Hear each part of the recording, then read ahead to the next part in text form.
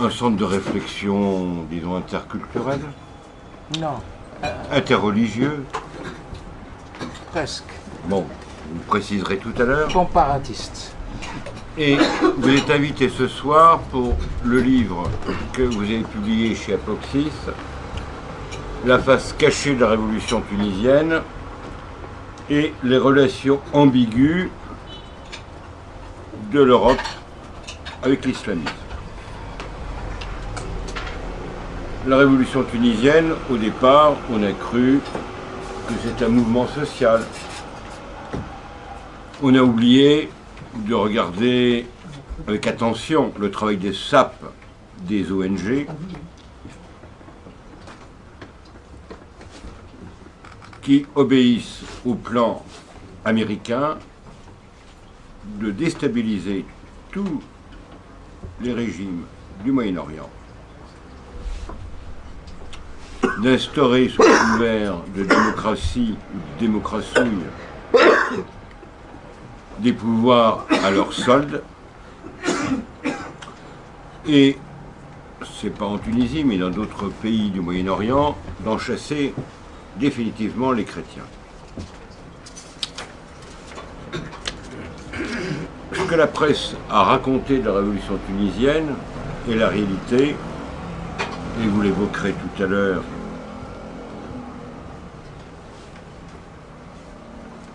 est très différente. Le seul pays qui a réussi à se débarrasser de ce projet, ça a été l'Égypte. Il faut savoir que Ben Ali, même s'il était corrompu, comme beaucoup de potentats de cette région, Et de celle-ci aussi. oui, ça c'est mais je pense que tout le monde le sait. On sait de Oui. qui on le tient, nous Oui. autres, n'est-ce pas? L'armée a abandonné le pouvoir légal et légitime sous l'ordre d'une puissance étrangère qui manœuvre partout, de l'Ukraine au Moyen-Orient. Et le seul échec qu'elle a rencontré sur sa route a été l'Égypte. Le modèle de ces révolutions, du moins la technique de prise de pouvoir, est le modèle turc, où l'islam a apparemment fait alliance avec la démocratie. Je dis apparemment, et on voit aujourd'hui, c'est tout récent, l'Europe prête à ouvrir ses portes à la Turquie. Et il faut le savoir que ça peut être pour nous, si cela un jour arrive, un danger mortel. Il ne faut pas oublier que tous les turcophones d'anciennes républiques soviétiques ont la nationalité turque. Donc là, certainement, si ce jour de malheur arrive, Madame Merkel pourra avoir le prix Nobel d'action humanitaire, puisqu'elle ouvrira grandes les portes. À vous, cher ami. Merci. Je vous salue. Je vais d'abord vous saluer. Et on salue ces augustes personnes qu'en étant debout. C'est ainsi qu'on m'a appris dans le pays duquel je viens et qui fut un haut lieu du christianisme primitif, avec l'illustre Tertullien, Saint-Augustin, etc. Je disais tout à l'heure, j'ai failli ne pas être avec vous. Et quel aurait été mon désespoir de rater une telle rencontre. J'ai eu un contact il y a un mois et demi, si ma mémoire est bonne,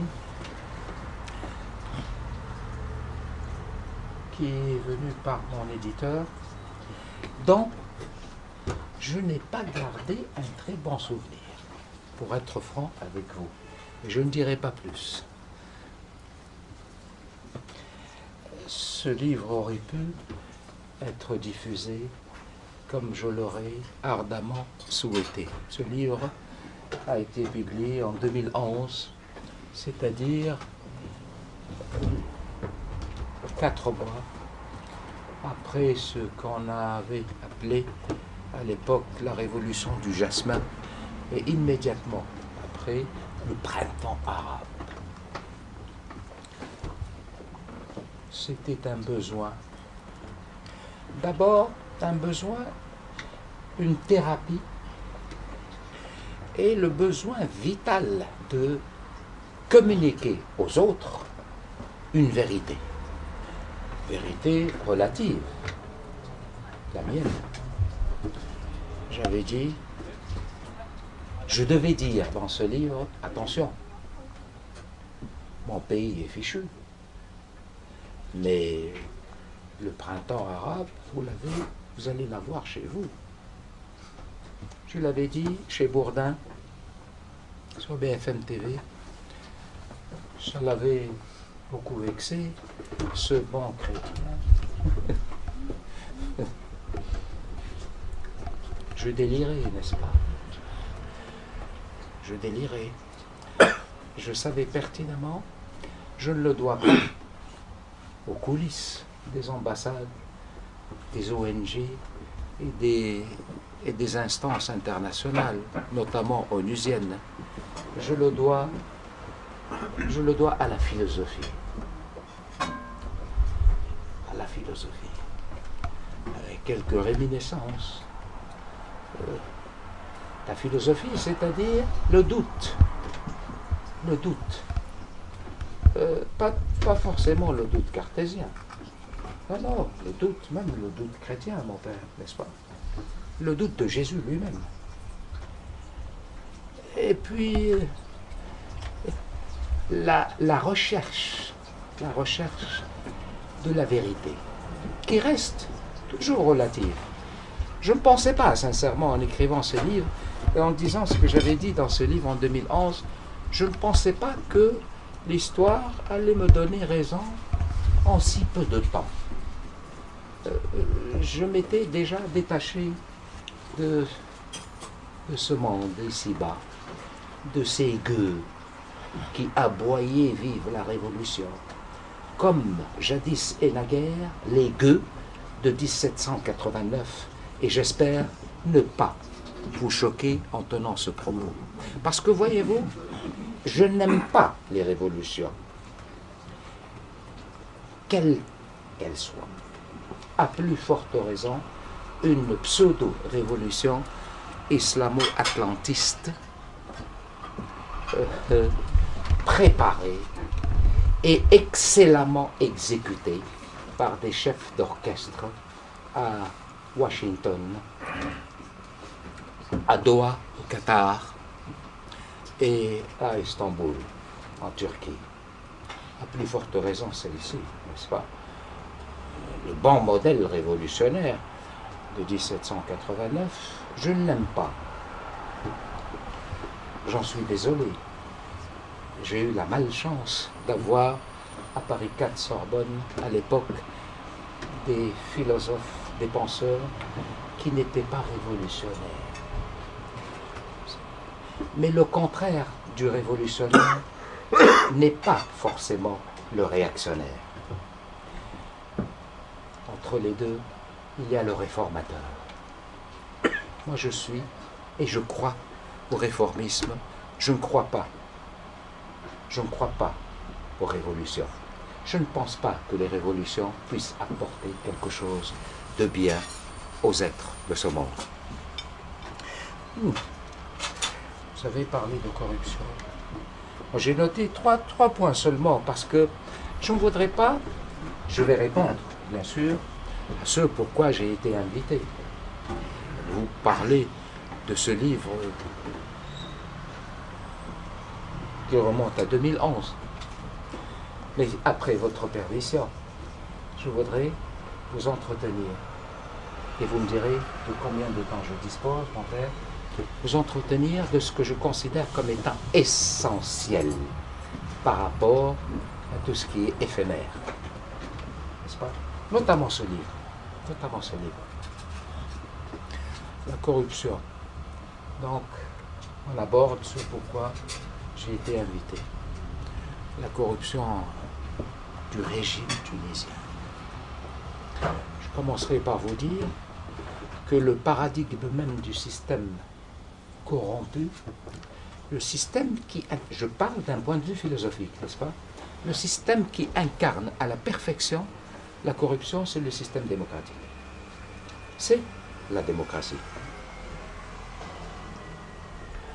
C'est ce que j'ai appris de mes vieux maîtres. C'est ce que j'ai essayé d'authentifier, de vérifier plus tard, en me disant peut-être que mes vieux maîtres n'étaient que des réactionnaires qui exécraient la démocratie et adoraient la monarchie et, facteur aggravant, étaient de bons chrétiens.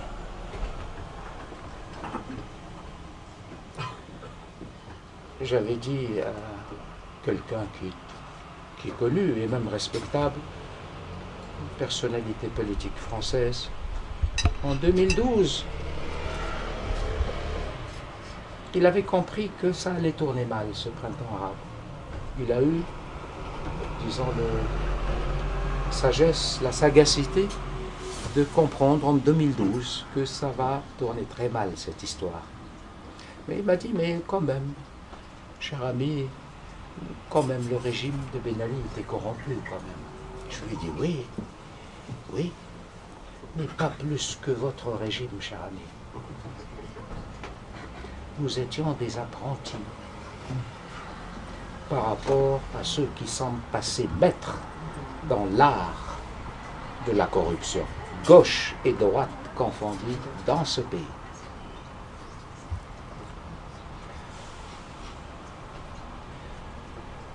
Puisqu'on venait de le prendre la main dans le sac, j'avais cité l'exemple d'un ambassadeur de France. Je ne citerai pas son nom, qui a été en poste à Tunis, son dernier poste, nommé par M. Sarkozy. On l'a attrapé la main dans le sac, à la gare de l'Est, avec 500 000 € en espèces, n'est-ce pas, en direction de Bruxelles. J'en passe et des meilleurs. L'ambassadeur de Tunisie que je fus a eu du mal à sauvegarder sa dignité et celle de ses enfants, ses deux filles, encore très jeunes, et son épouse dans ce pays. Lorsque le mien est tombé victime de la conspiration islamo-atlantiste.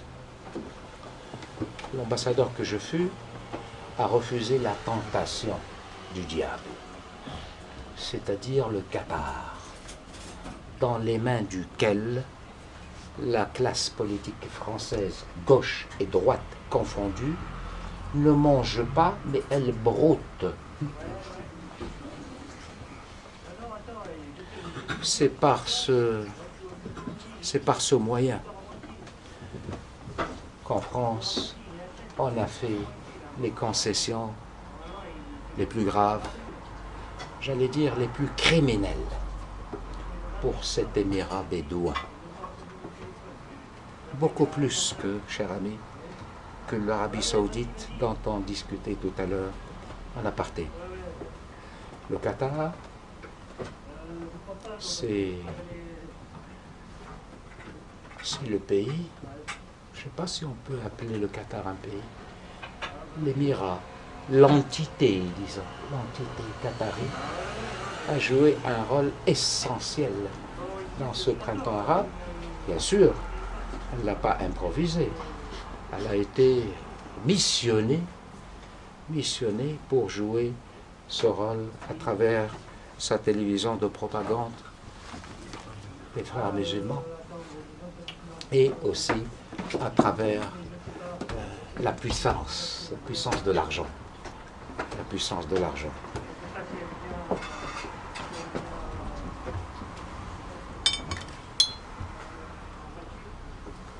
Je disais que la démocratie, c'est le système le plus corrompu d'un point de vue résolument philosophique. Parce qu'en démocratie, celle que nous vivons, comme celle qui est décrite par Platon, qui n'aimait pas du tout la démocratie. Et pour cause. Et pour cause. N'est-ce pas la démocratie qui avait inauguré son règne, son intrusion dans l'histoire par la condamnation à mort de Socrate? Et oui, c'est ça.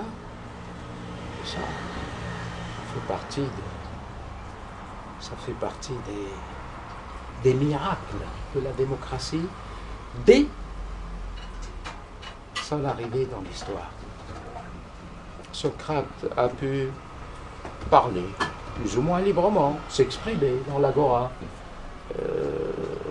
Socrate qui était un bon chrétien, permettez-moi de le dire. En tout cas, un bon monothéiste. A pu s'exprimer pendant des années, librement, mais il a été librement, y compris au moment du gouvernement des tyrans, n'est-ce pas? Et c'est le système démocratique grec, athénien plus exactement, qui a arrêté, jugé et condamné à mort Socrate.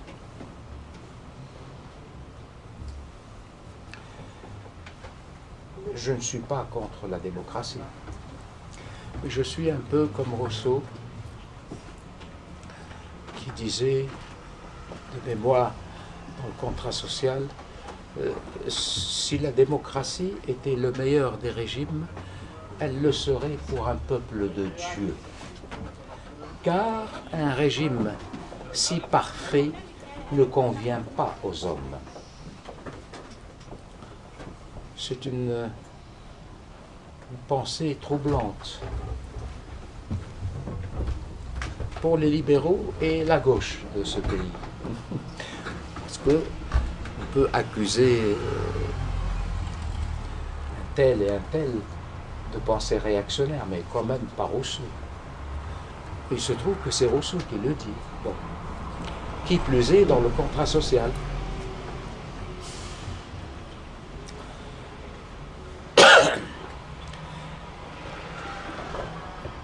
C'était une parenthèse.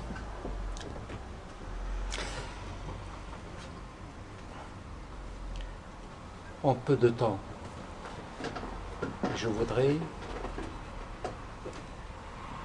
ne pas vous entretenir de ce livre, mais de choses essentielles qui sont infiniment plus graves et actuelles. Par rapport à ce livre, je n'ai pas eu un grand mérite de comprendre tout de suite qu'il s'agit d'une conspiration islamo-atlantiste. Le GMO, le Grand Moyen-Orient. Le Grand Moyen-Orient dont Bush, père et ensuite fils, avait parlé. Le Grand Moyen-Orient, c'est-à-dire de Damas jusqu'à Rabat, des pays qui doivent qui doivent se convertir par ce qu'ils appellent eux le soft power. Ça n'a pas été le cas pour l'Irak, mais pour les autres pays, ils devaient basculer dans la démocratie marchande et mondialiste. Il y avait ce plan de déstabilisation. La Tunisie, pourquoi la Tunisie? Pourquoi la chose a commencé en Tunisie? Paradoxalement, parce que c'était le pays le plus libéral. On peut s'interroger d'ailleurs longtemps sur la Révolution française et pourquoi y a-t-il eu une Révolution française avec ce bon roi qui voulait réformer.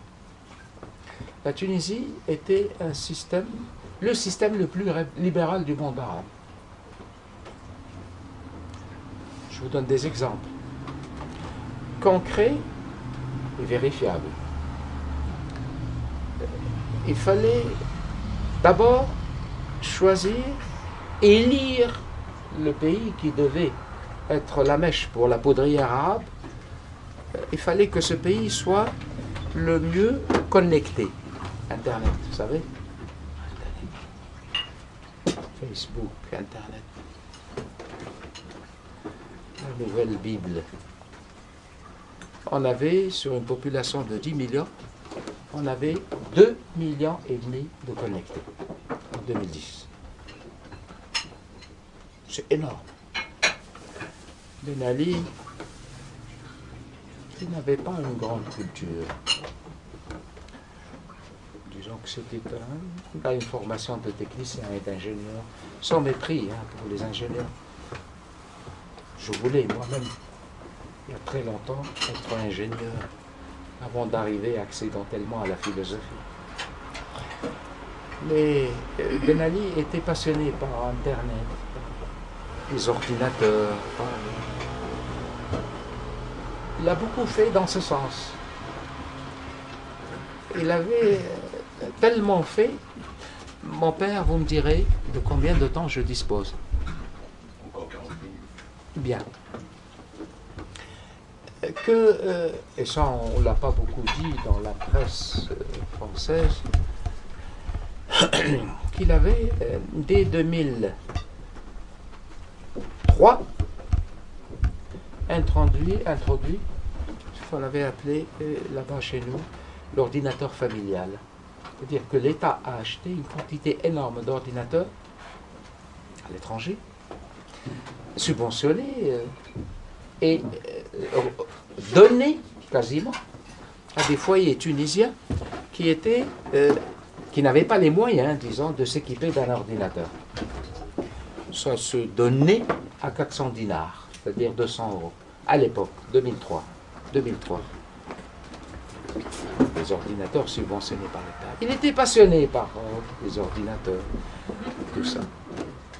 On avait accueilli à Tunis en 2005, en octobre 2005, le SMSI, le sommet mondial pour la société de l'information, sous l'égide des Nations Unies. C'était le deuxième sommet. Le premier s'était déroulé à Genève, en 2001, si ma mémoire est bonne. Donc, bon, je parle de la libéralité, disons, de ce régime, et par conséquent, disposition d'être la mèche pour la poudrière arabe.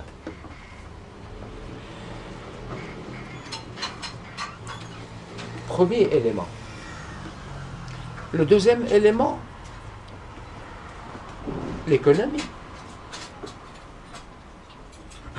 L'économie, c'est-à-dire une économie de type libéral, il est vrai, mais ce n'est pas le système libéral que l'Europe voulait nous imposer. Disons qu'on était, à l'époque, ce n'est plus le cas aujourd'hui, un pays souverain et jaloux de sa souveraineté. On ne marchait pas dans ce que l'Europe nous ordonnait de faire. On avait notre propre approche de l'intérêt national. Donc, libéralisme, oui. Mondialisation, oui. Mais avec des corrections, avec un esprit, disons, étatique assez fort pour préserver certaines classes sociales des ravages de la mondialisation et du libéralisme mondialiste. Autre point de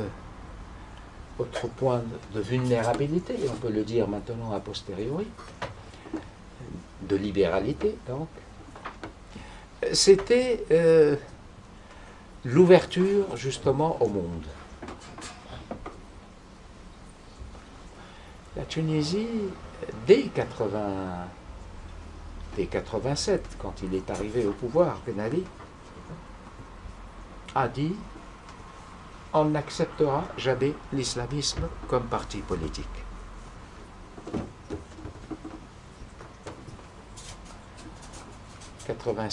En novembre 87, Bourguiba, l'illustre Bourguiba,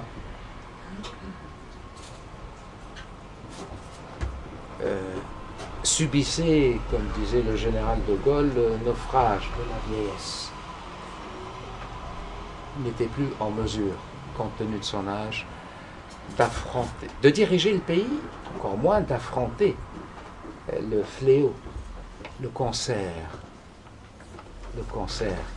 islamo-fasciste.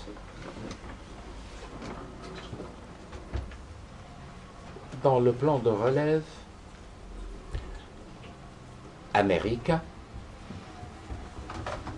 c'était déjà en 87, donc c'était que les islamistes devaient prendre la relève après Bourguiba.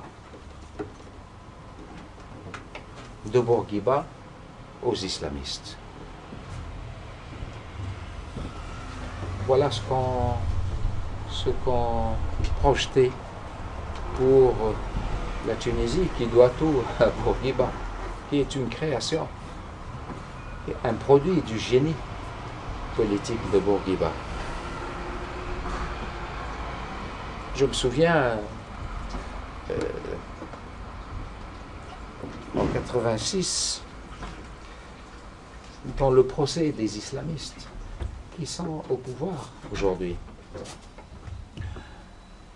Bourguiba était encore président et Ben Ali était son ministre de l'Intérieur. Bourguiba voulait des têtes. Pour lui, il faut couper la tête de l'islamisme. L'hydre, il l'appelait. Il faut couper la tête de l'hydre. Ça ne plaisait pas beaucoup aux Américains. À telle enseigne que dans le procès des islamistes, y compris de M. Ghanouchi, ce nom vous dit quelque chose, hein, parce que ce monsieur est devenu célèbre, n'est-ce pas? Ça fait partie des caprices de l'histoire. Ce misérable individu est devenu célèbre. Célèbre grâce aux médias français, et notamment au quotidien Le Monde, qui lui avait consacré une page en lui attribuant un doctorat de philosophie à la Sorbonne. Ça m'a affligé en tant que docteur consacré par la Sorbonne. Un journaliste du Monde a dit que, et beaucoup l'ont cru, hein, beaucoup ont cru, bien sûr. Comment ne pas croire au journal Le Monde? On peut douter du Nouveau Testament, mais jamais du Monde. Le Monde l'a écrit, donc c'est vrai. Ah oui, comme le disait Jésus-Christ, heureux ceux qui ont cru sans voir. Ah oui, beaucoup ont cru que ce misérable individu, n'est-ce pas, Ghanouchi, est docteur de philosophie. Il a fait ses études à la Sorbonne. Philosophie. Bourguiba voulait sa tête et la tête de ses alter ego, qui étaient tous des mercenaires des États-Unis et de la Grande-Bretagne. À telle enseigne que dans leur procès, en 86, en juin 86, je me souviendrai toujours de l'ambassadeur des États-Unis d'Amérique, Robert Peltreau, assis. J'avais jamais vu ça. Ça m'a tellement surpris à l'époque. Moi, j'étais étudiant. Je n'étais pas ni ambassadeur, ni étudiant en philosophie. Mais ça m'a troublé. Je me suis dit, bon, enfin, un ambassadeur d'une puissance mondiale, assis au premier rang, dans un tribunal, les jambes croisées, c'est quoi la signification de sa présence? À Tunis, n'est-ce pas? Dans un tribunal à Tunis, en juin 86. C'était un message clair. Bourguiba, gouvernement tunisien, attention, ce sont les nôtres.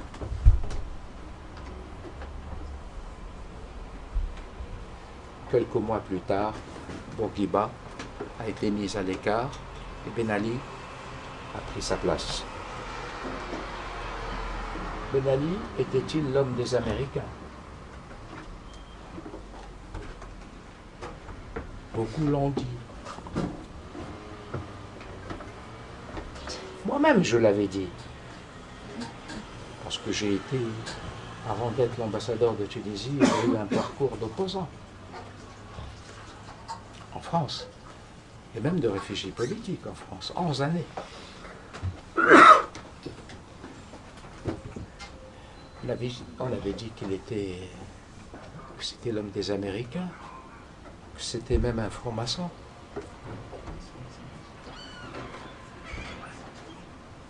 Mais enfin, c'est un homme des Américains qui n'a pas été très fidèle aux Américains, disons. C'est le moins qu'on puisse dire. Parce que 87, première crise, la guerre du Golfe, 91, le seul chef d'État qui avait soutenu Saddam Hussein, à l'époque, eh ben, c'était lui. Même Kadhafi n'a pas osé cette outrance vis-à-vis des Américains. 91.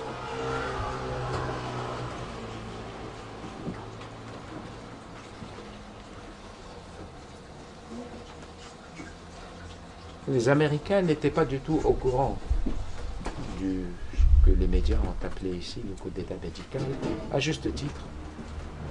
À juste titre. Parce que s'ils n'avaient pas opéré ce changement, la Tunisie aurait basculé déjà en 87 dans l'escarcelle de l'islamo-atlantisme. Il ne faut pas oublier que 87, l'Algérie bouillonnait. Le fils était déjà plus puissant que le père en Algérie. Et que rapidement, au bout de 2-3 ans, on avait entamé la période, la décennie sanguinaire. Il ne faut pas oublier non plus que les islamistes tunisiens sont des précurseurs.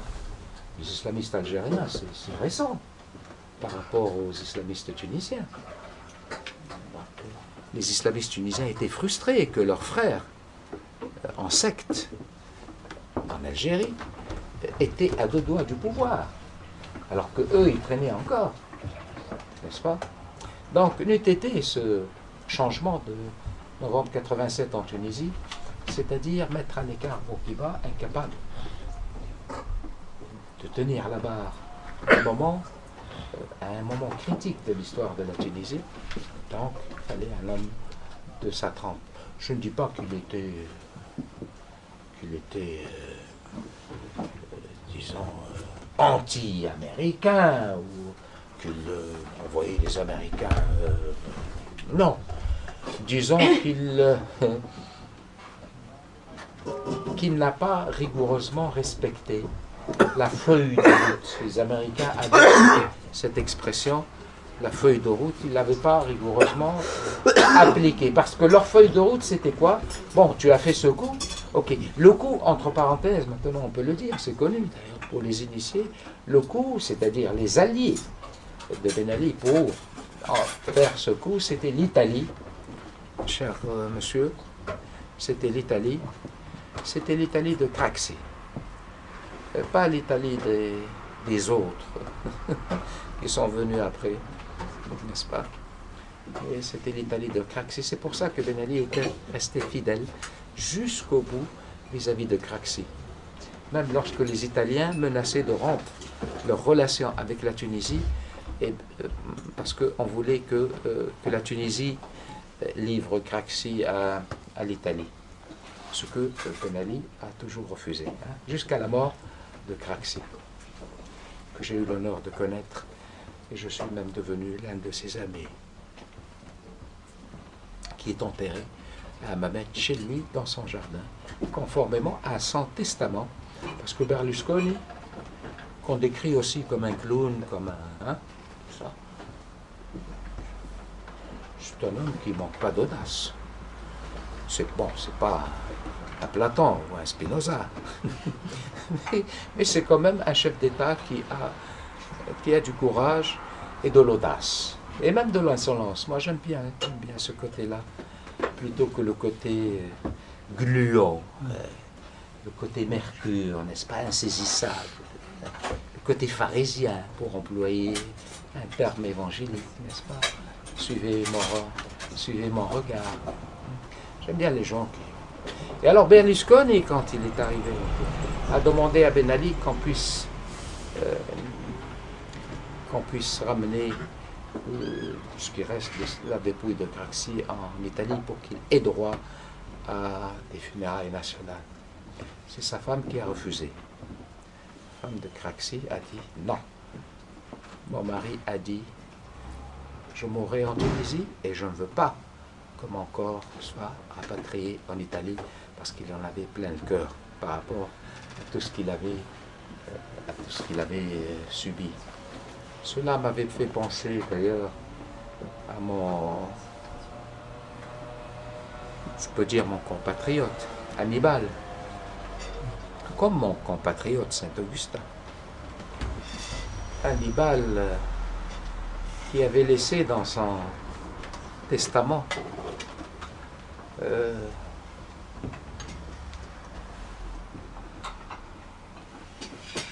terre ingrate, tu n'auras jamais mes cendres.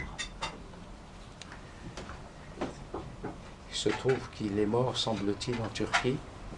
C'est une double peine.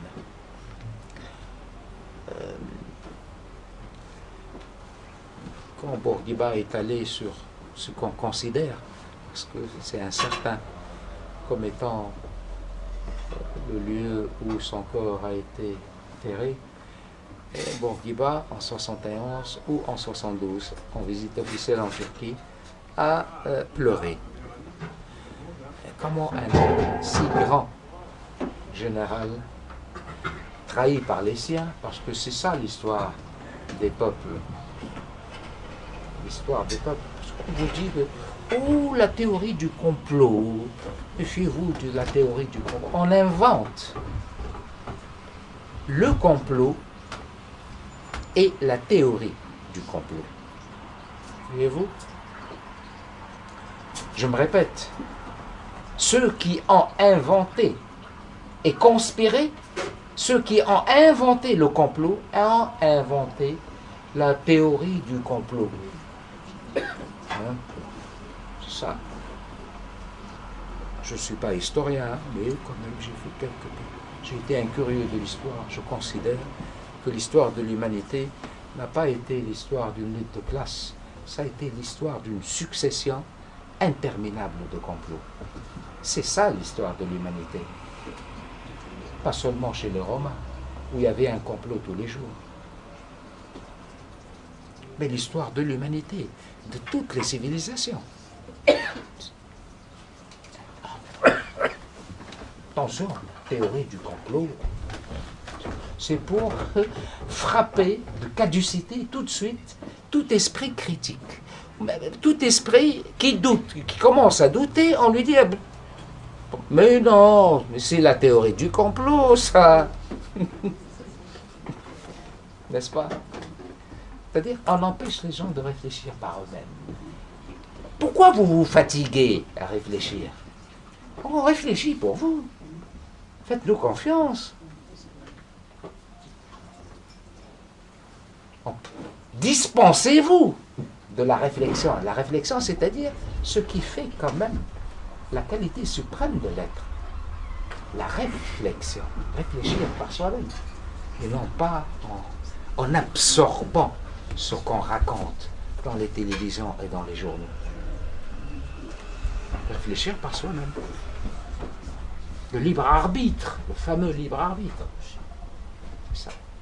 Ah non, non, non, réfléchissez pas. Amusez-vous, occupez-vous à autre chose, mais confiez-nous cette tâche de réflexion. On réfléchit pour vous et on veille sur votre bonheur.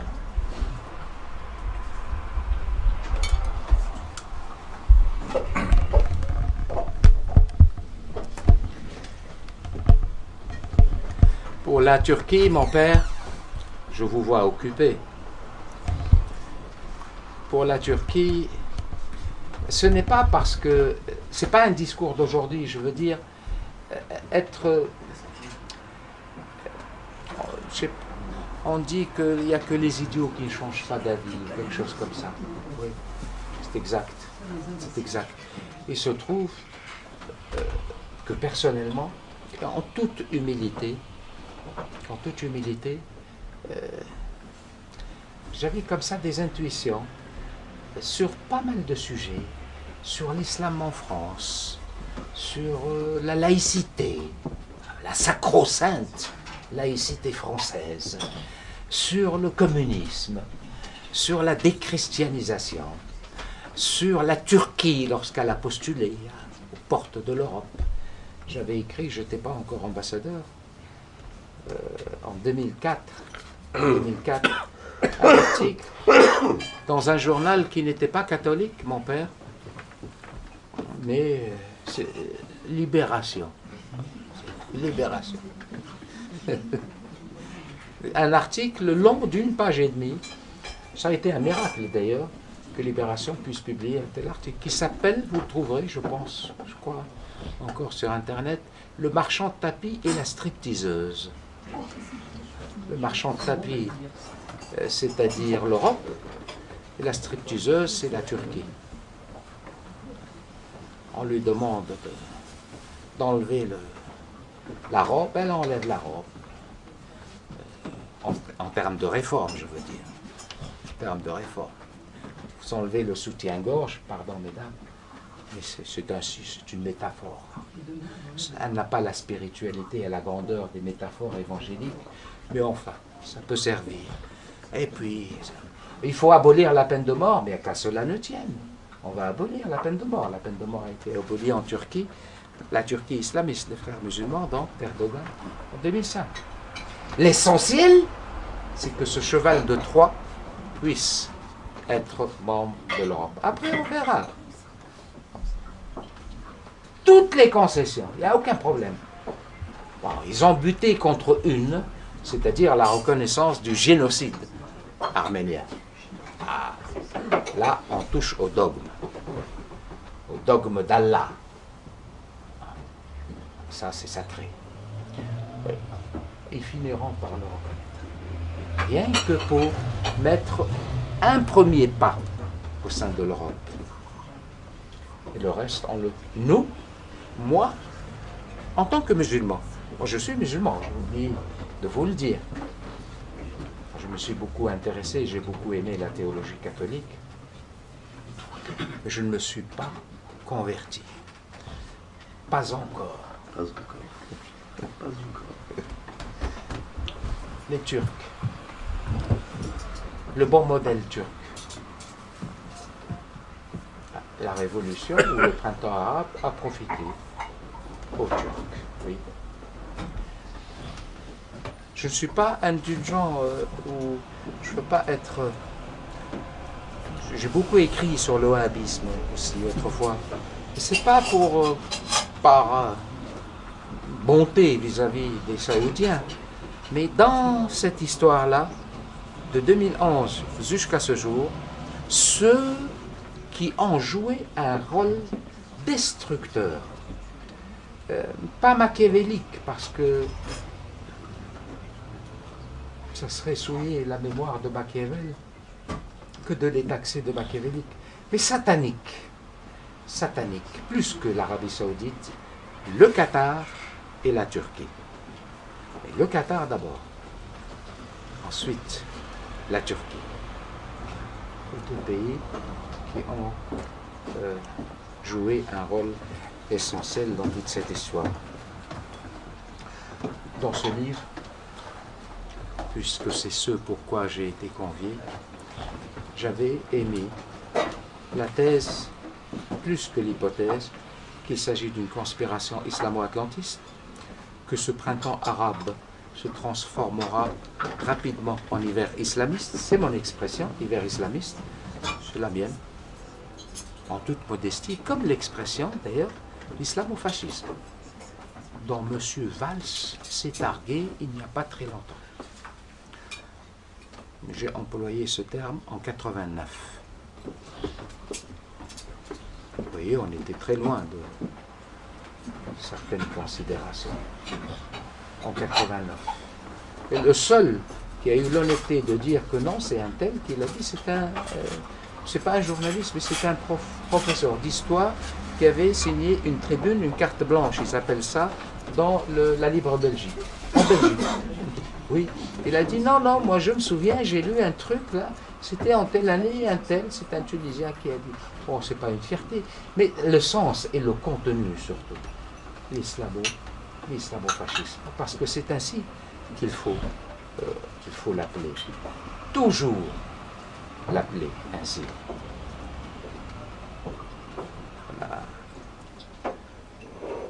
on est passé de l'islamo-fascisme à l'islamisme modéré.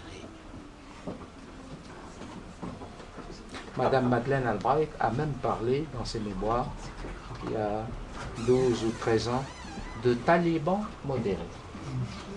Elle a dit, il faut qu'on discute avec les talibans, il faut dire. C'est pour vous dire combien les Américains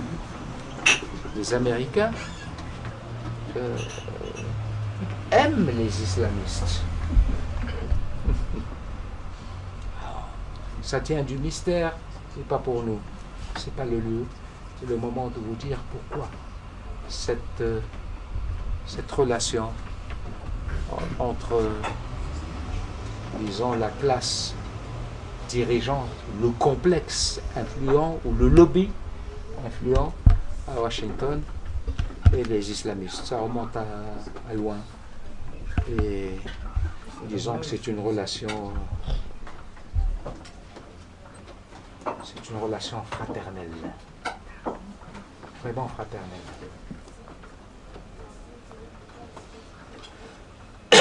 J'avais indiqué dans ce livre, donc, que même s'il y avait des raisons objectives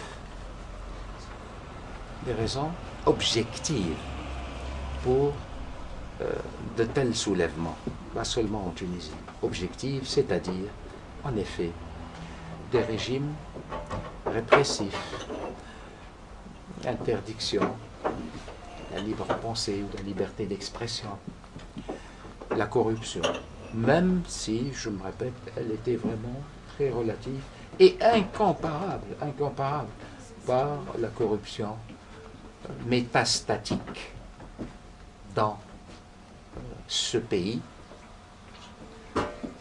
en Suisse, en Belgique, en Grande-Bretagne, n'est-ce pas? Les pays qu'on peut considérer encore comme des modèles. Norvège, Suède, oui, bon, c'est vrai. Mais pour les autres, ben non. Mais non, les autres sont corrompus.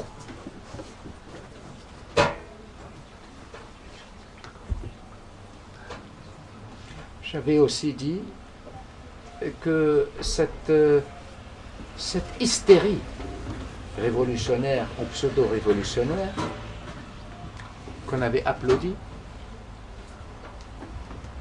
ici finira par affecter les pays qui se considèrent comme étant à l'abri. Tunis, c'est à 2 heures de vol de Paris et à peine 1 heure de vol de Marseille. Il y avait un philosophe, j'ai oublié son nom là en ce moment. C'est pas BHL, parce que lui c'est pas un philosophe. C'est pas Glucksmann, c'est pas Finkielkraut. Non, c'est un autre. Non, c'est pas Onfray. C'est un autre. plus âgé, c'est pas la même génération. Je l'ai vu de mes propres yeux à la télévision. C'était le 16 janvier 2011. 16 janvier 2011. Je vais me souvenir de son nom. Et il a dit textuellement, c'est merveilleux, mais c'est magnifique. On devrait tirer des leçons. C'est pas un philosophe de gauche. Non, en plus, c'est pas un philosophe de gauche. Bon, Michel Serres. Hein? Michel Serres. Absolument. Michel C'est Serres. magnifique, c'est Michel Serres. Michel Serres. C'est Magnifique, mais c'est que Tunis, Alger et Rabat brûlent. Il a employé cette expression. Que Tunis, Rabat et Alger brûlent. C'est magnifique. C'est magnifique. Ah, je me suis dit, enfin, Michel Serres. Mais alors, moi, je dirais, si tout le monde considère, y compris Michel Serres, bon, ça aurait été BHL, j'aurais changé de chaîne. Mais Michel Serres, bon, quand même, c'est quelqu'un qui pense quand même. Hein? Il pense. Il pense. Mais les autres, ils arrière-pensent. Les BHL, les autres. Mais alors c'est moi qui doit être sûrement dans le faux. Je n'ai pas compris que c'est en effet que c'est une vraie révolution, que c'est une aspiration à l'émancipation, etc. Parce que nous, ceux qui ont fait de la philosophie, de la vraie philosophie chez les vrais maîtres, permettez-moi hein, de les citer, c'est une occasion ce soir. Hein. Claude, les deux Claude, le Rousseau et le Paulin, n'est-ce pas? Et Raymond Paulin, père, et Bertrand de Jouvenel, n'est-ce pas? Et d'illustres penseurs. Chaque fois que j'ai parlé, c'est pour ça que j'éprouve du plaisir ce soir, parce que quand je parlais de Bertrand de Jouvenel avec des amis français, pas des jeunes, mais des gens de ma génération. Ah bon? Non. Mais Sartre. Ah oui, c'est Sartre. Ah oui, mais Sartre, mais bien sûr. Sartre, le grand, le géant. Sartre. Et Raymond Paulin. Non. Non. Je ne connais pas Raymond Paulin. Alors, tout ça,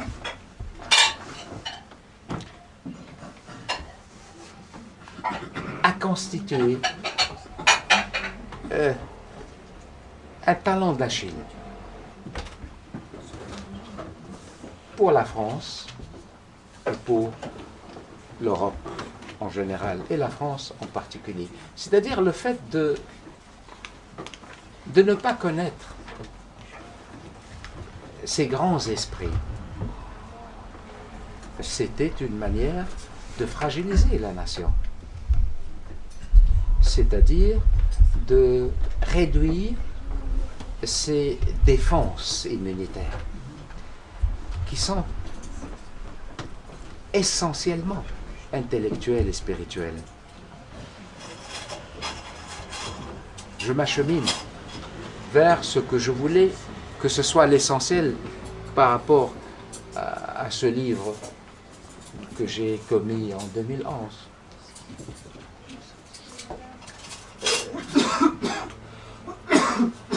Les derniers attentats du 13, ça a provoqué un formidable mouvement patriotique. Je me suis dit, et tous les jours, toutes les heures, j'entendais la Marseillaise. Je me dis, tiens, au moins, c'est un malheur, une tragédie qui a servi à quelque chose. Parce que moi, la Marseillaise, je ne l'entendais pas souvent. Dans les écoles, pour les mômes, pour les enfants. De même que je ne voyais pas beaucoup de chrétiens aller à la messe de dimanche. Et même les chrétiens qui y allaient de façon honteuse, en cachette, se cachent.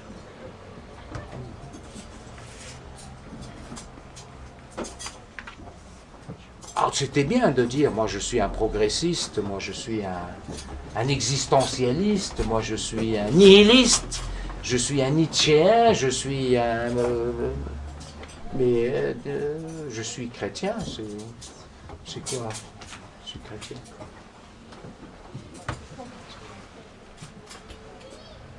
C'est réactionnaire, c'est celui qui est chrétien est crétin en quelque sorte. Pas être aujourd'hui, on ne peut pas être. C'est un peu le complexe qu'on a voulu mettre dans l'esprit des gens, c'est-à-dire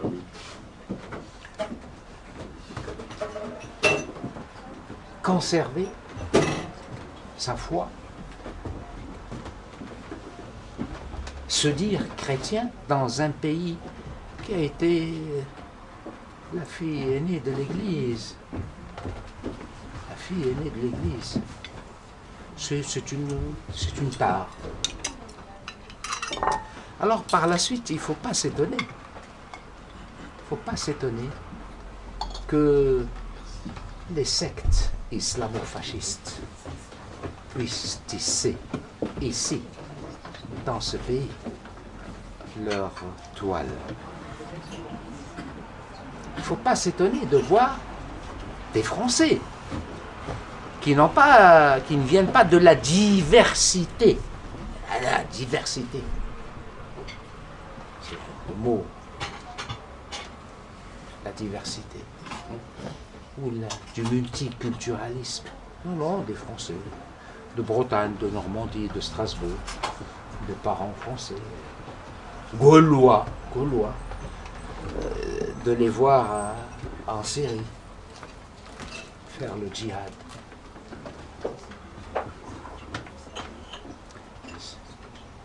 Ce n'est pas pour moi, ce n'était pas une surprise. Je n'étais pas traumatisé par ça. Je m'y attendais. Et à force de jouer avec le feu, impunément, diaboliquement, c'est-à-dire en Syrie, en Tunisie, il y a des jeunes qui ont bougé, en Égypte aussi, mais en Syrie, dès le premier mouvement de masse, le mouvement de masse a été armé dans l'immédiat. C'était des frères musulmans. C'était des frères musulmans.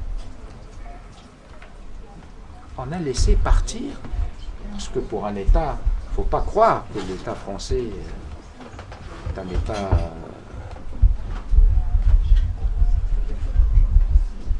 aussi vulnérable, disons.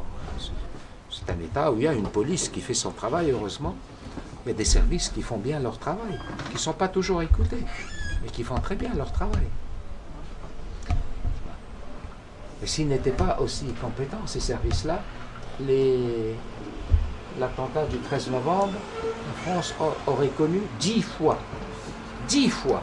Parce que c'est tous les jours. Ce qu'on ne vous dit pas, c'est que c'est tous les jours qu'on désamorce des attentats ou des tentatives d'attentats ou des projets d'attentats. Tous les jours. Quand on se compromet, parce qu'on a brouté dans les mains du bédouin qatari.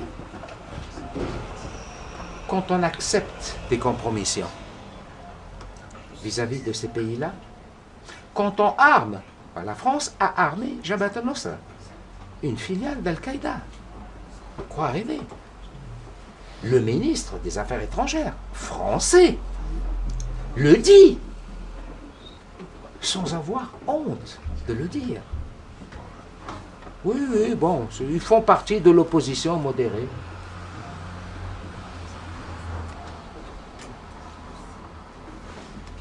Pour détruire quoi? Pour détruire, oh, sans doute pas une démocratie syrienne, non, mais quand même l'un des berceaux de la civilisation. un pays qui se réformait, un pays qui était stable, un pays qui était sécurisé. Parce que même du point de vue de la fumisterie des droits de l'homme, le premier des droits de l'homme, c'est le droit à la sûreté. Même de ce point de vue-là. Le droit, la liberté vient en second lieu. Même du point de vue du droit de l'hommisme. Et ça, un autre illustre penseur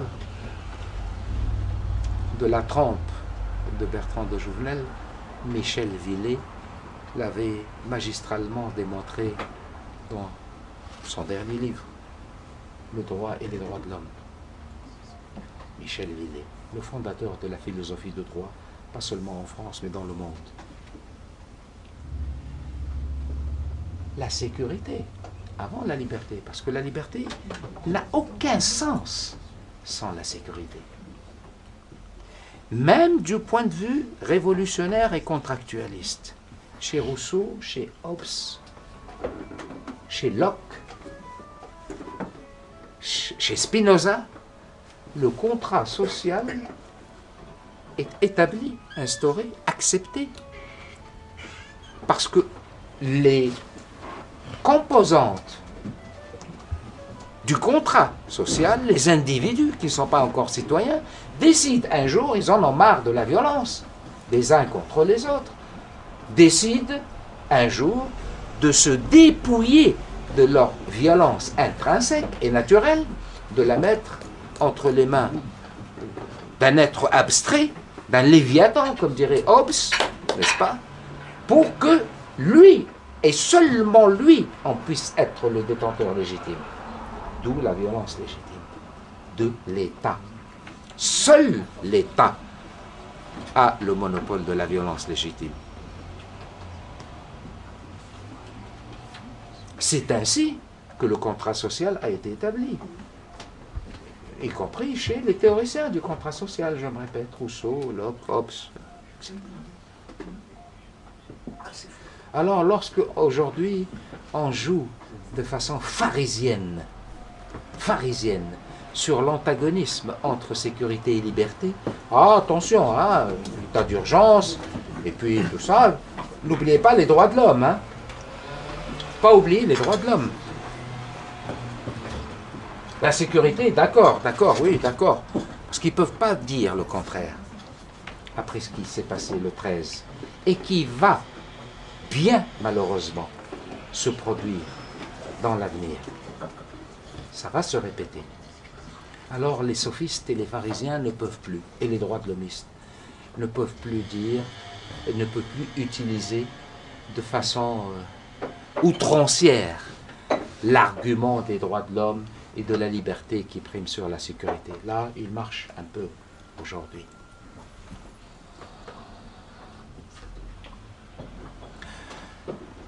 Je voudrais finir, je crois que c'est le moment.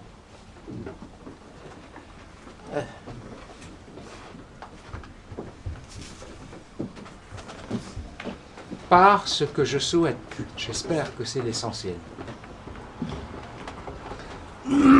L'essentiel, à mon sens, c'est de croire et de persister dans la foi et la vôtre. J'ai élevé un ami de fac, un bon français. On était en deuxième année de Dole. Un jour, il est venu m'annoncer qu'il s'est converti à l'islam. Je lui ai dit, quel malheur! Qu'est-ce que tu as fait, mon ami? Pourquoi tu t'es converti à l'islam? Il avait un bon nom français, La Bruyère, cet ami.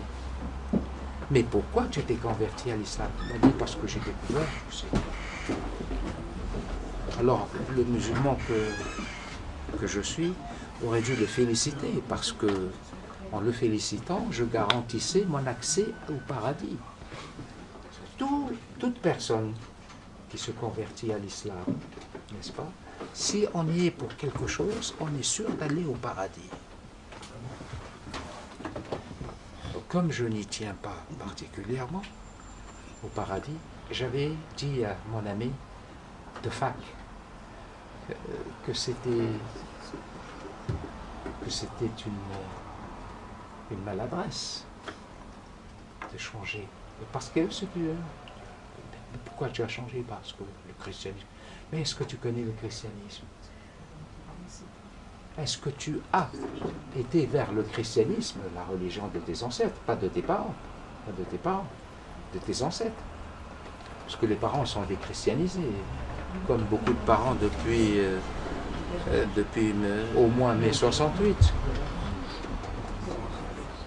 Va, découvre d'abord le christianisme. Parce qu'on dit, hein, Moyen-Âge, persécution et tout ça. Non, non, le christianisme. Le christianisme. Et après, si tu veux rester musulman ou devenir musulman, tu es libre. Bon, il est resté musulman en 4 années. Après, il s'est converti au judaïsme. Il est revenu après. Je ne sais pas. Je l'ai perdu de vue depuis. Mais quand il m'a dit ça, parce que je devais assister à la circoncision de son fils, je lui ai dit, tu es toujours musulman? Il m'a dit, non, je me suis converti au judaïsme. Je lui ai dit, ça va mieux. Ça va mieux. Parce que je connais la religion qui est la mienne et que j'ai héritée. Je ne dirais pas de mes parents. Mon père n'était pas musulman, ni un bon musulman. C'était, nul n'est parfait, mon père, c'était un communiste.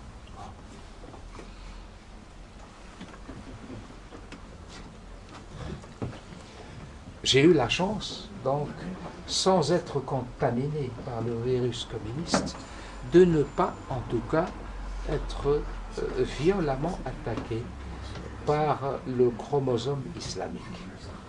J'ai eu cette chance.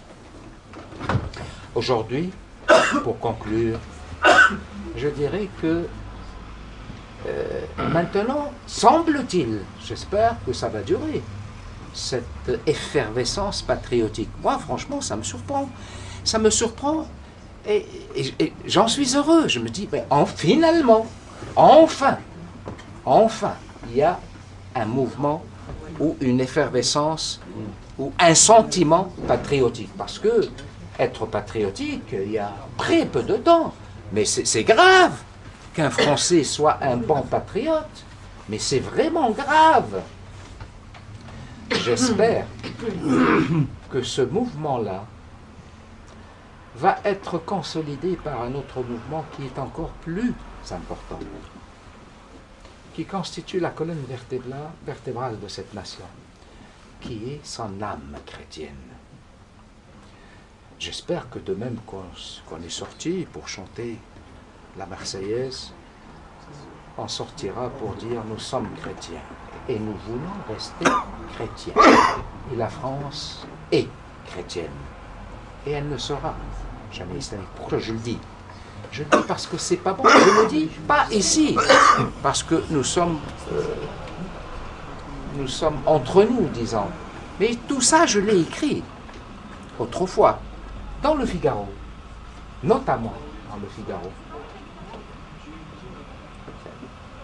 que ce pays, il n'est pas bon, ni pour les musulmans, ni pour les Français, que ce pays devienne terre d'islam comme le désire secrètement la Turquie et ceux qui sont avec la Turquie, c'est-à-dire le Qatar et l'Arabie saoudite.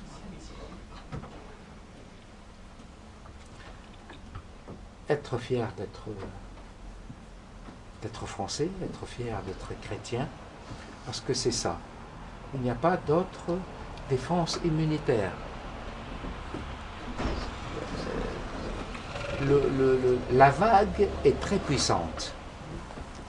Et ces illuminés pensent qu'il y a un peu un dessein d'Allah derrière tout ça. C'est-à-dire, les musulmans sont à nouveau acteurs de beaucoup de mal.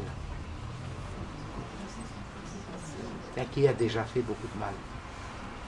Pas seulement chez nous, mais chez nous, ce n'est pas perdu.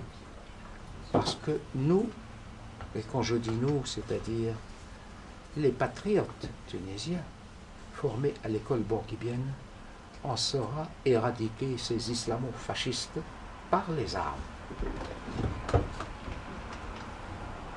On ne laissera pas transfigurer un pays qui a 3000 ans d'histoire et qui veulent transformer en califat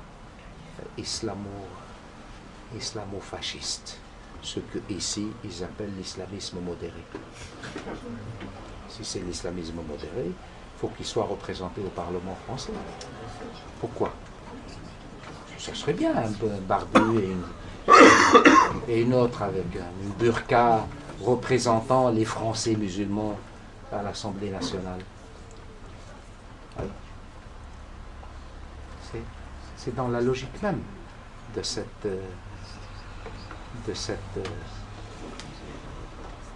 pensée qui trahit ce pays et cette nation.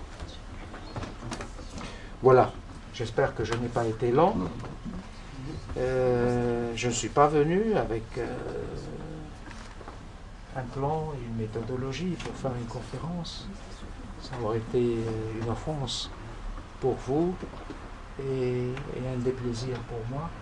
Je suis là pour vous entretenir de ce que je vous ai parlé. C'est vraiment une belle rencontre. J'espère qu'on s'est compris. J'attends de vous, s'il y a un échange, les questions qui fâchent.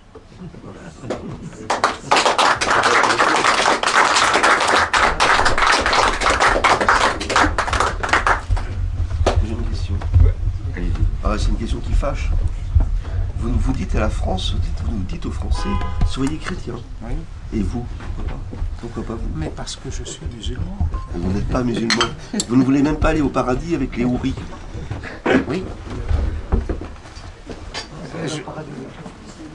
Est-ce que je peux avoir un peu de vin d'abord? Ah bah voilà, très bon musulman, mais il n'a plus de verre. Il faut un verre. Ah ben, un verre propre. Alors je vous sers pour que vous puissiez répondre à cette question. Oui.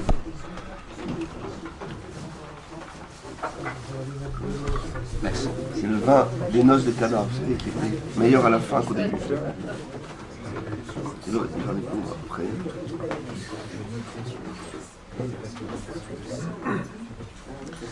Moi, quand je me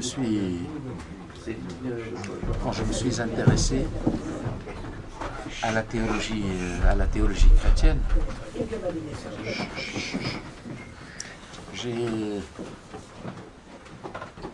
c'est vrai que j'ai découvert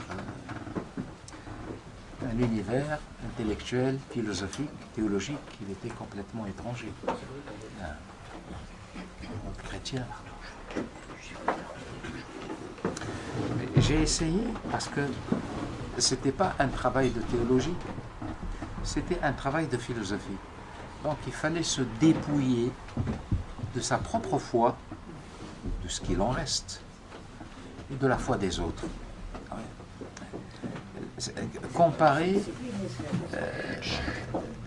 Comparer l'islam et le christianisme sur une question aussi névralgique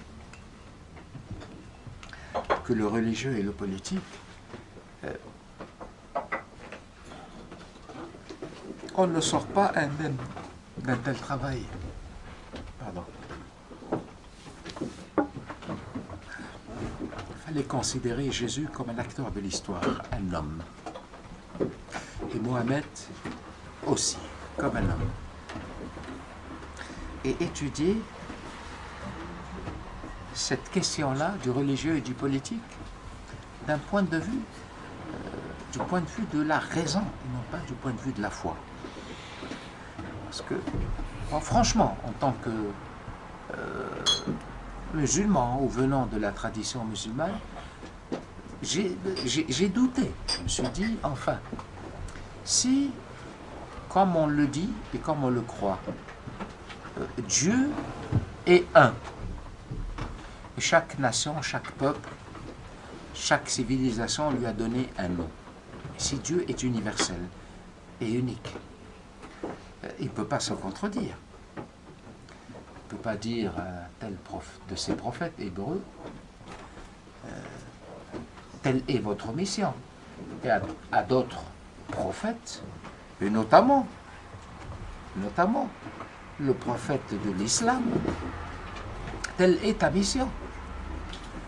Dieu est cohérent.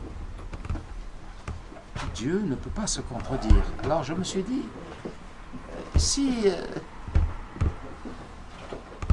pourquoi le christianisme est-il si différent dans son rapport aux politiques? Pourquoi il n'est pas si différent, si radicalement différent de l'islam? Je ne me suis pas contenté de lire les œuvres apologétiques. Non. Les œuvres apologétiques, elles portent bien leur nom. Elles ne sont pas très utiles dans un travail de philosophie. Et il fallait aller voir plus. C'est-à-dire passer au crible de la raison philosophique, le rendez à César, par exemple.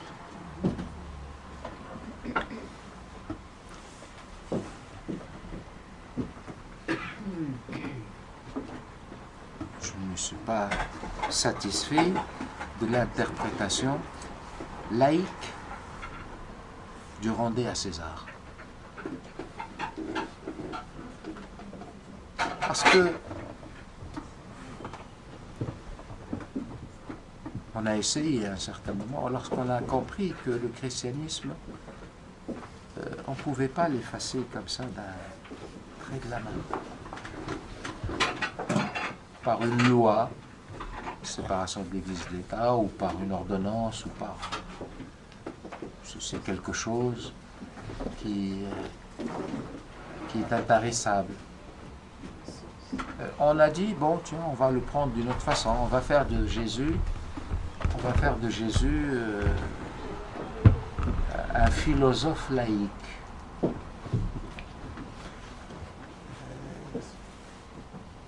On dit à César ce qui est à César et à Dieu ce qui est à Dieu. Et on vous disait, sérieusement, on vous disait, voilà, c'est un laïque avant la lettre.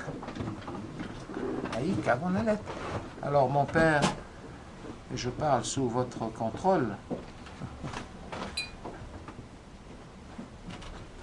vous diriez si c'est un sacrilège ou pas, mais je ne pense pas que le rendez à César soit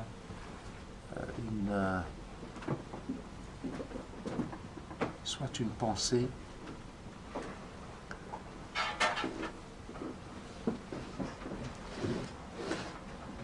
qui a fécondé des siècles plus tard la philosophie laïque ou la laïcité en général. Je pense même que c'est le contraire.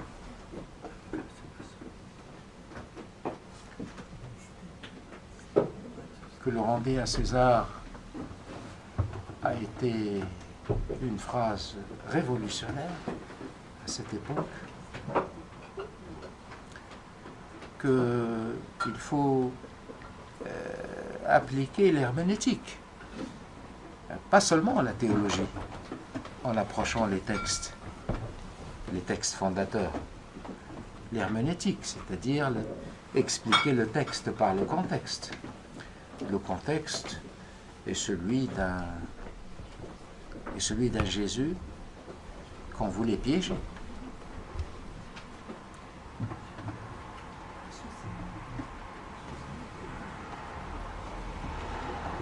On est prêt à te suivre. Vous savez, les pharisiens d'hier et de toujours.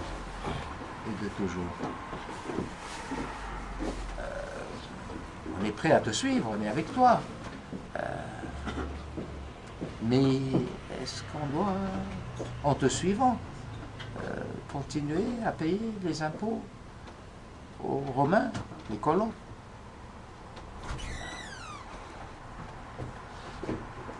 C'est une question grave. Je pense que le Jésus dont j'ai fait la connaissance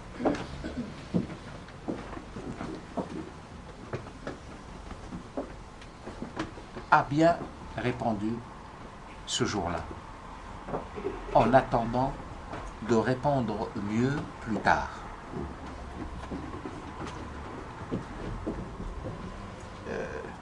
Je veux dire par là que la guerre entre les différentes sectes à l'époque, il n'y avait pas seulement que les pharisiens, hein. Il y avait les zélotes, il y avait les esséniens, les multiples sectes, et surtout les zélotes qui étaient dans le combat armé et violent contre l'empire païen romain. Jésus ne savait plus avec qui et sur qui compter. Sur qui compter. Je pense que c'est une réponse éminemment politique à une question gravement politique. Demandez à César ce qui est à César. Et déjà d'ailleurs, si on y réfléchit bien, quand on interprète cette réponse, on constate que déjà par cette réponse, Jésus a privé César de la moitié de son pouvoir. L'auctoritas. Il lui a laissé la potestas en attendant que le rapport de force change ou changea un jour. C'est une lecture profane, je vous ai dit. C'est une approche, je ne dis pas rationnelle, parce que même la démarche, même la foi, elle peut être intrinsèquement rationnelle, contrairement à ce qu'on raconte souvent. Il y a une forme de rationalité dans l'expression de la foi. Ce n'est pas toujours la passion, c'est pas toujours... Non, je suis en train de vous dire que c'est une lecture profane, tout simplement, historique, ou même historiciste des événements. Alors bon, c'est vrai qu'il a dit aussi, mon royaume n'est pas de ce monde, sans doute. Sans doute. Mais il n'en demeure pas moins que son procès, ou son double procès, le procès théologique et le procès théologique devant les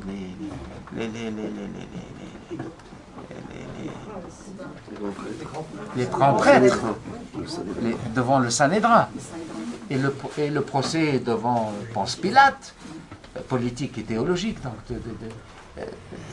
c'est clair. C'est clair que devant les grands prêtres, parce que les grands prêtres, ce qui les intéresse, ce qui les dérangeait, c'était tu dis que tu es le roi d'Israël. Alors, non, c'est vous qui le dites. Pilate ou le gouverneur romain, bon, qui se disent roi d'Israël, bon, ils s'en foutent, c'est pas le roi de... Non, pardon. Devant les grands prêtres, tu dis que tu es le Fils de Dieu. Fils de Dieu. C'est vous qui le dites. Et devant Ponce Pilate, roi d'Israël. Chacun a vu cet homme fait Dieu, chacun a vu le danger de son propre point de vue.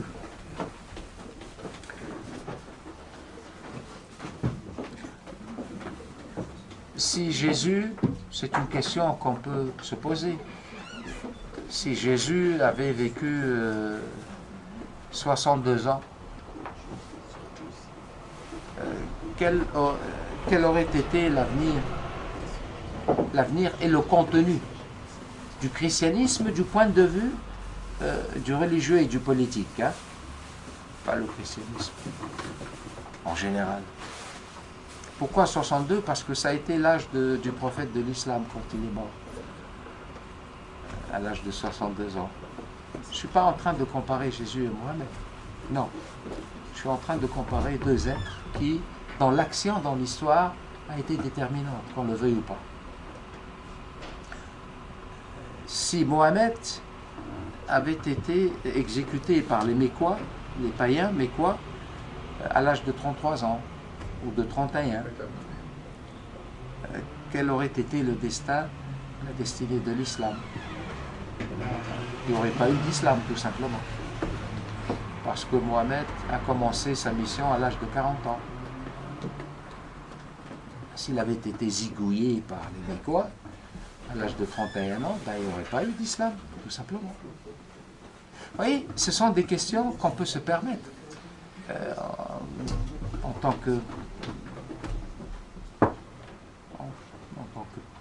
qu'apprenti philosophe, disons. On peut se permettre ce genre de questions. Mais de là à décréter, comme on l'a si souvent fait, et je pense que ça a été une erreur, que le christianisme est la religion de la séparation ontologique et hermétique et irréversible du religieux et du politique, contrairement à l'islam, qui serait la religion de l'imbrication totale de ces deux instances, ontologiquement.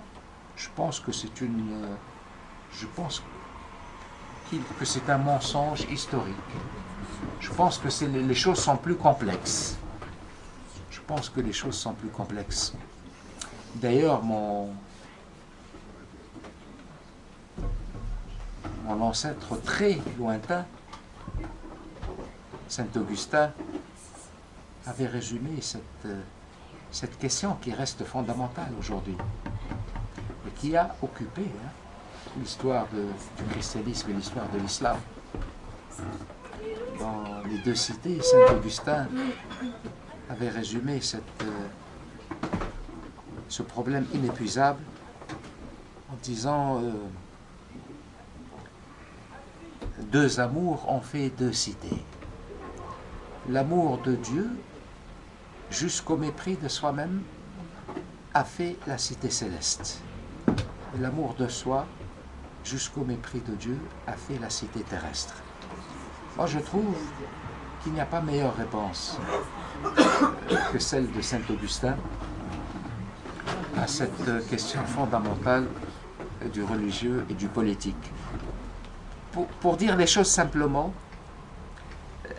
le monde, je ne dis pas occidental, le monde chrétien, occidental chrétien, a été dans un excès qui est le contraire de l'excès dans lequel a été le monde musulman. C'est-à-dire, chez les musulmans, on avait tellement associé le religieux et le politique, parce que il y a un paradigme, le paradigme du prophète lui-même à Médine. On ne peut pas dire qu'il n'a pas été en même temps chef de guerre, chef de ce guide spirituel et guide temporel. On ne peut pas le dire. On ne peut pas le contester, je veux dire. C'est un fait incontestable de l'histoire, mais qui peut s'expliquer justement par l'histoire.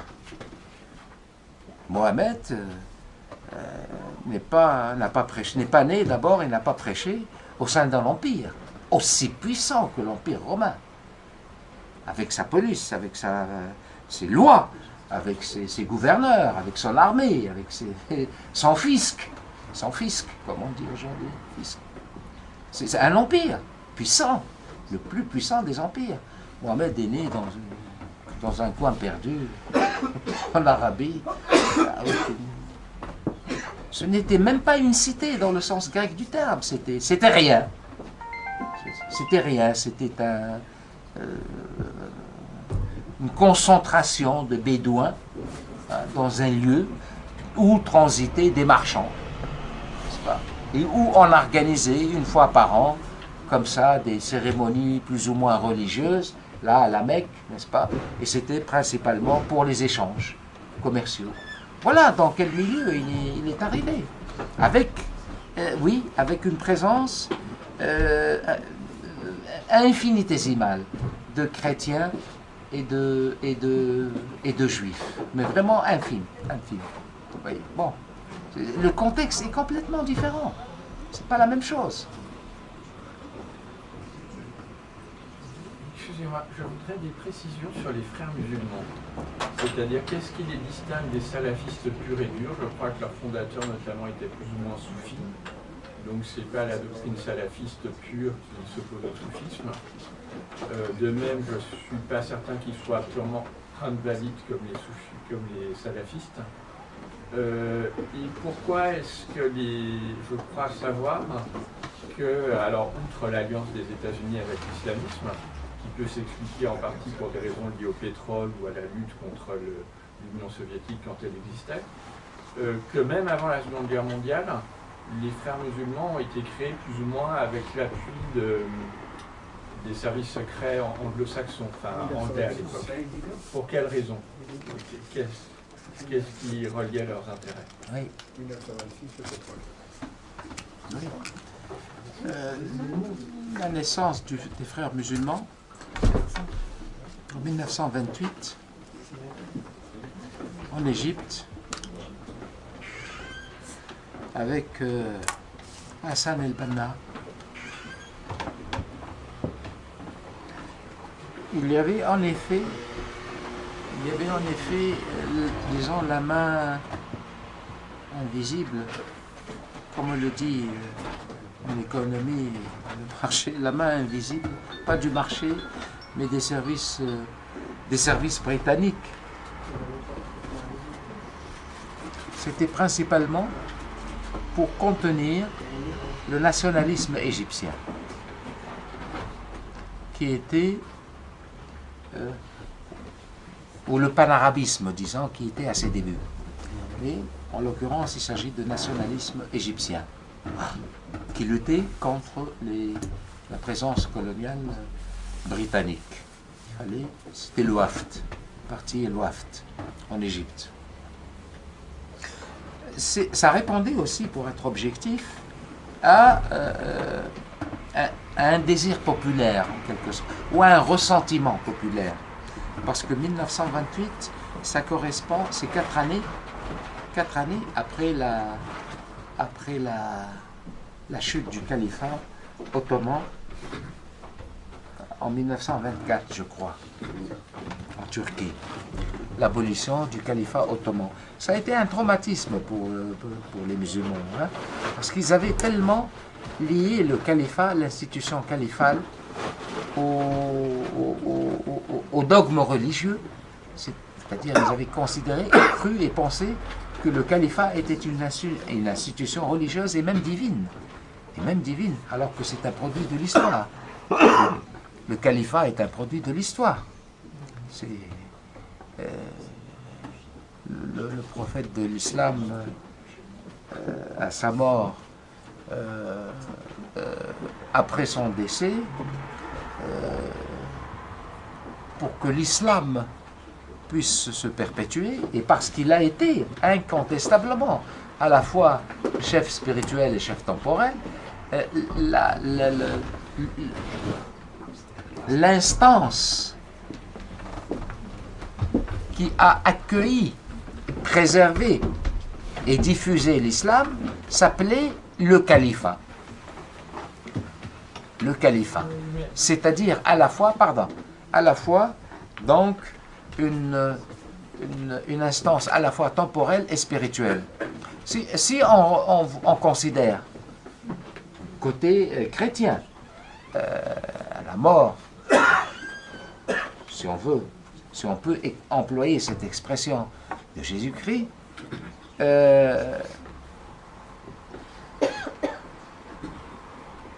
il n'a pas confié le trésor de son message à un califat. Bien évidemment, non. À l'institution qui devait naturellement accueillir et propager ce message, le sauvegarder, ensuite le propager, c'était l'Église, c'est-à-dire l'Ecclésia dans le sens grec du terme, c'est-à-dire la toute première assemblée de chrétiens, n'est-ce pas, qui ont hérité du message, qui l'ont préservé et qui l'ont perpétué.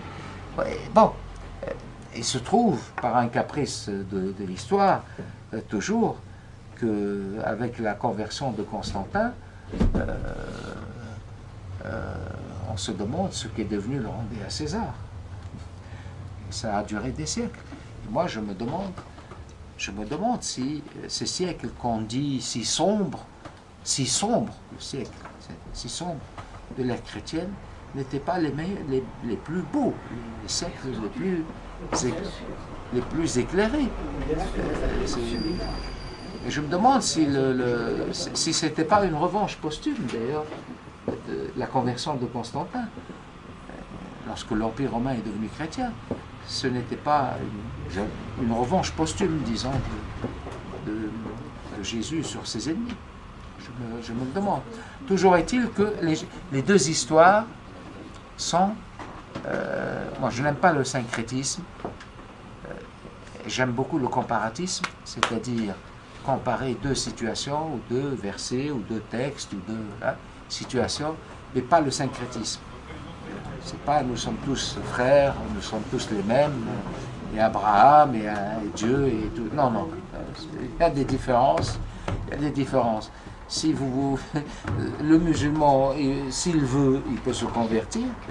S'il est intéressé par le christianisme, s'il trouve que la vérité est dans le christianisme, qu'il se convertisse, mais qu'il ne dise pas que le christianisme et l'islam, c'est la même chose. Non, c'est pas la même chose. Parce que par ailleurs, disons, les frères musulmans, c'est quasiment une société secrète avant d'être un groupe violent. Oui, alors... C'est un peu l'équivalent musulman de la franc-maçonnerie. Oui, je vous vois venir. Oui. Donc, est-ce qu'il y a une coïncidence avec le fait que ça soit fait avec l'aval des services secrets britanniques, qui est le pays de la franc-maçonnerie? Oui, il y a eu un livre sur cette question qui a été publié en Égypte, dont on n'a pas parlé en France, parce qu'en France, même des livres écrits par des Français, dans la belle langue de Molière, on n'en parle pas. À plus forte raison, un livre qui a été publié au Caire. Ce qui est arrivé en Tunisie, si on met les mêmes moyens, les mêmes méthodes, les mêmes structures, en France ou en Suisse, la France tomberait en un mois.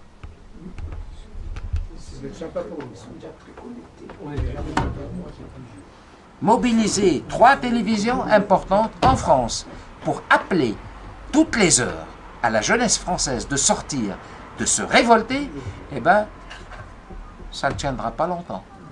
Et la Suisse aussi. Pourquoi la Suisse?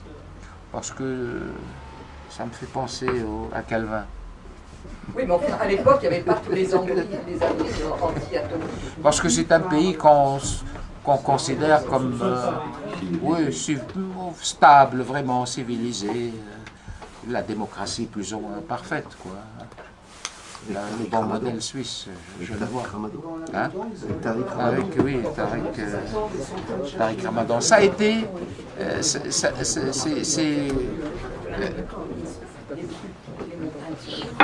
alors, le pouvoir, le régime, il a sa responsabilité. Pour juste en revenir à Ranouchi, dont ce n'est pas le vrai nom. Oui, oui. C'était un sombre professeur d'éducation religieuse. C'est ça.